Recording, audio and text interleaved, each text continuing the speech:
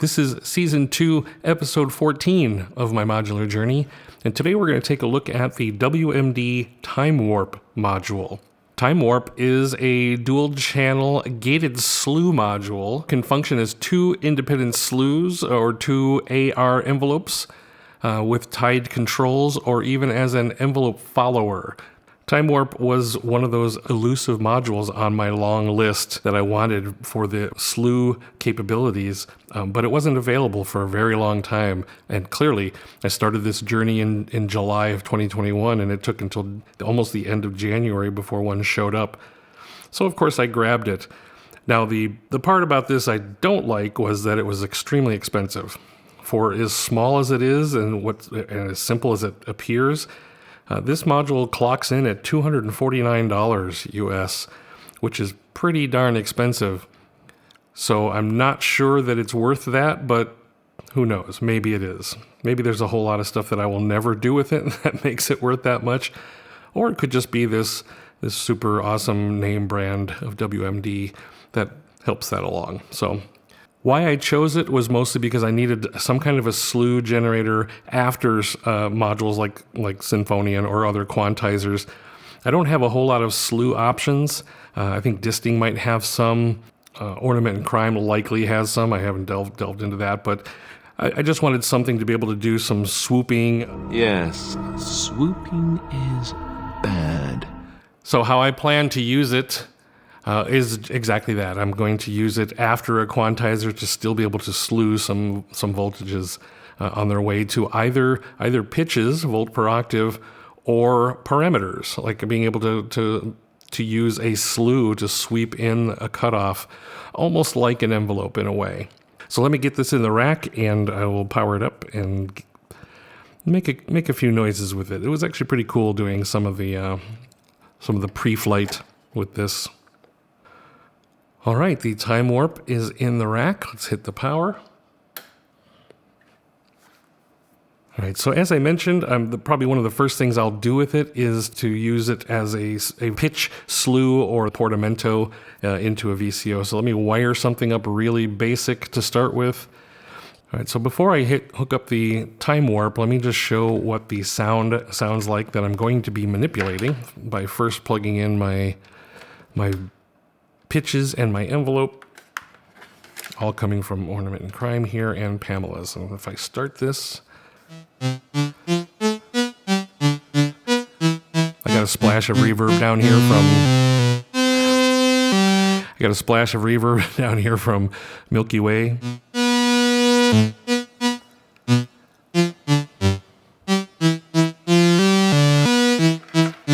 All right, so you kind of hear what that sounds like. I'm now going to plug the pitches to the input of Time Warp, and then the output will come up here to volt per octave. And now we'll raise the volume again.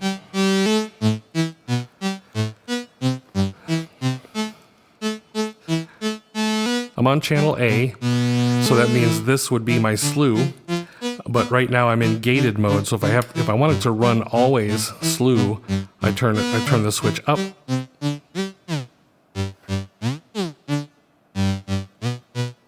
And now you can kind of hear the sliding, right?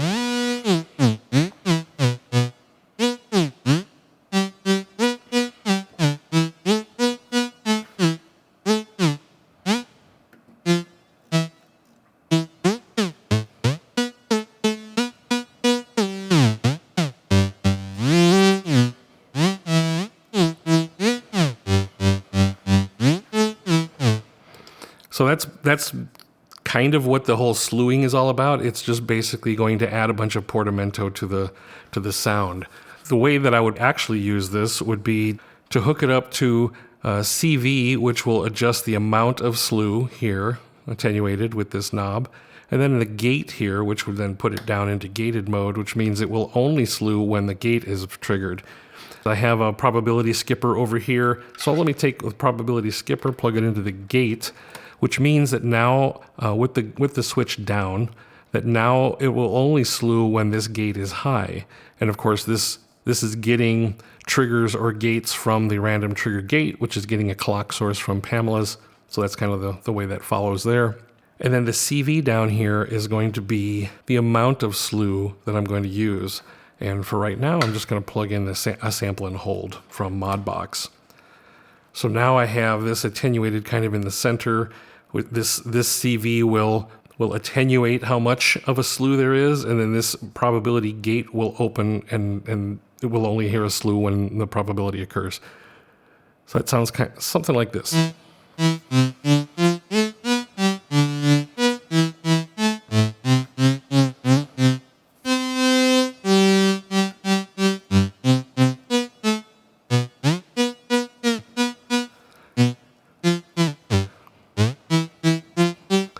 So keep an eye on the little red light here.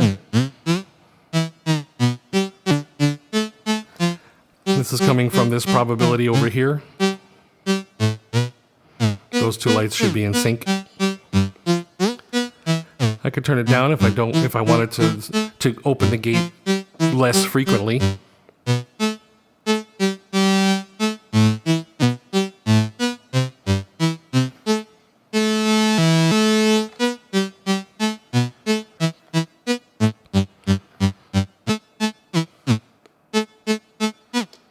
That is one way that I would probably use this time warp.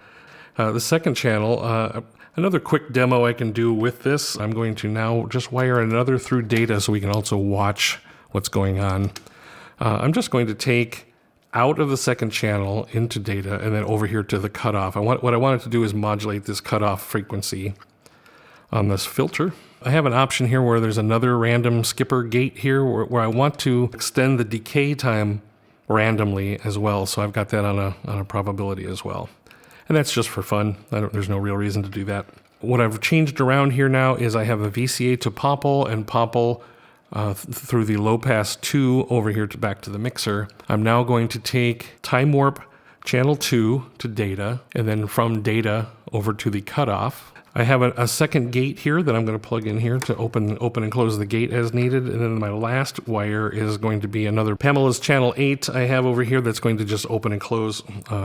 Because all I really want to do is slew from 0 to 5 volts on this cutoff. That's all I really care to do. So it's just a gate from Pamela's on a clock divider. And then it's going to come out and manage the cutoff. And the last thing to wire up is going to just be the CV amount, because I'll put that on just a regular old Modbox LFO for now. And what I wanted to do is move the amount of slew, so that way this should change over time. All right, let's hear what this sounds like.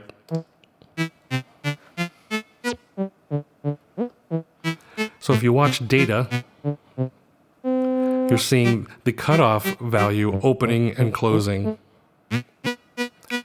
with a little bit of slew in front of it.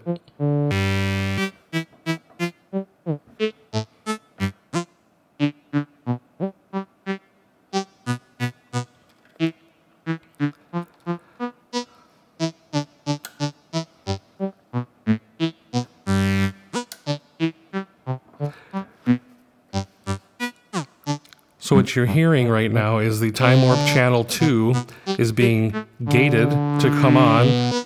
The LFO is sweeping the amount of slew.